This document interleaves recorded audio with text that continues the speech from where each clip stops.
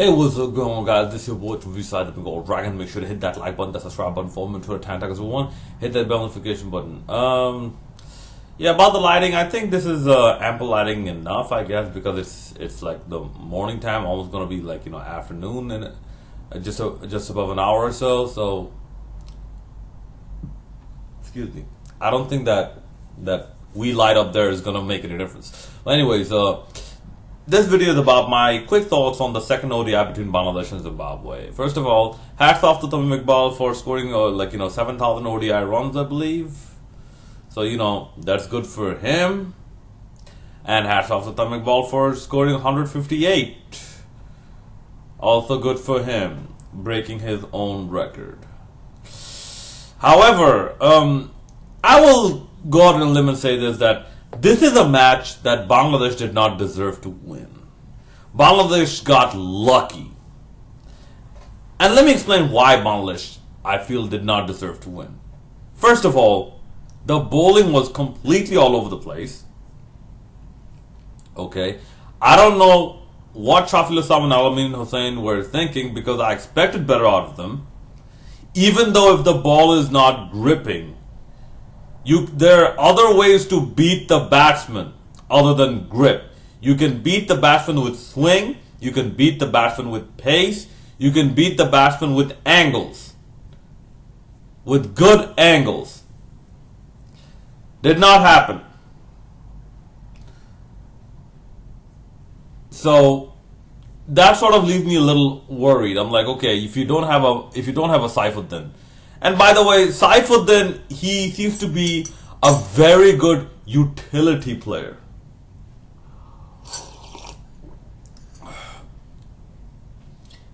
I mean, he's above average as a medium pacer. Okay, he's above average as a lower order batsman. So he's a very good utility player. The best way to describe Mohammad Saifuddin is he's a much dampened version of Angelo Matthews. Angelo Matthews is the example of the best utility player that you can have. Now, people like Shakib Al Hasan, they're like genuine all-rounders. Like they have a master class with the bat and a master class with the ball. But people like Jack Callis, these are all-rounders. But people like Angelo Matthews and Mohammad Saifuddin, I would consider them utility players. Good utility players, but still utility players.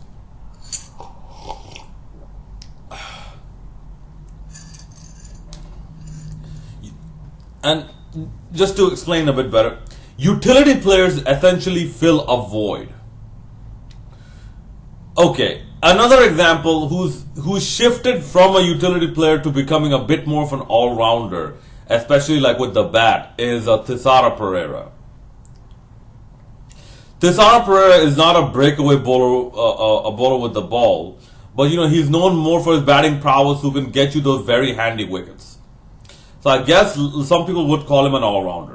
But yeah, so if you don't have, back to Bangladesh, if you don't have a utility player, or if you don't have an all-rounder, some might say, as Mohammad Saifuddin, then you are left high and dry. And that was very disturbing to see, that with people like Shafil Islam coming back, people like Alamin coming back, you're going to have such a bad performance. And yes, this match, the aerial fielding was not good either. The ground fielding was alright. It caused a run out. Yeah, the aerial fielding, you drop 2 or maybe 3 catches. That is not acceptable. Especially if this was supposed to be your tune-up series. The Zimbabwe series was supposed to be, your tune-up series. Good Lord, that fielding string on that cricket guitar needs a lot of tuning and even replacement, boy. What also I did not like was the running between the wickets, because had Lipnath or Nazmul Shanto not been run out, you would have thought this could have been a 350, maybe even a 400 score for Bangladesh. The pitch was that good to bat on. And given that the pitch was that good to bat on, let me get back to another person, Tamim Iqbal. Yes, congratulations on 158 and whatnot. However, something tells me that that might be his best. This 158 might be his best, whereas your other teams are producing players that score double centuries. In an era where people score double centuries, the best we have to offer is 158.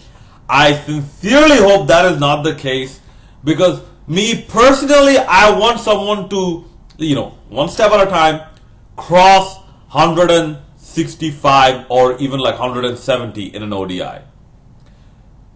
Preferably Tamim Iqbal, Tamim Iqbal, Liton Das or Shakib Al Hasan, because these people are, your number 1, 2, and 3. Preferably one of these 3 guys, but if anyone else does it, I wouldn't mind either in an ODI for Bangladesh. So yeah, this was a good start for Tamim Iqbal, but like I said, if form is temporary and class is permanent, then return to form shouldn't be hard. One match is not a return to form. Let's see what happens in the third ODI, and more importantly in the ODI versus Pakistan. Because if you performs good in this ODI, performs good in the next ODI, scores another century, and then in Pakistan, can't even score a 50 or a 40, then I'm like, wait a minute. So you're only around to score against the smaller nations? The nations ranked below you? In this recent patch of form.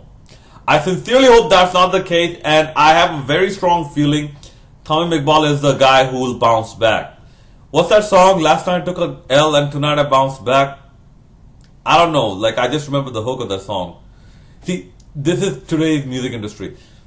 They provide catchy hooks, but the substance is absolute garbage. No, not catchy. They provide memorable hooks. It's the one that sticks in your head. You don't like it, but it still sticks in your head. Okay, speaking of, let's say the spin bowling. Good to see Tajul Islam. See, Tajul Islam has the idea. Change the pace, change the trajectory, okay, change the length. You will get your wickets. Tajul Islam had the idea. Shafil Islam didn't have it. Alamin Hussain didn't have it for some reason. That's why they went for so many runs. And by the way, shout out to the Zimbabwean players, especially people like Sikandar Raza and Donald Tirapano, and I believe Musumbuzi, and I believe there's another player as well who got a 50. Shout out to them.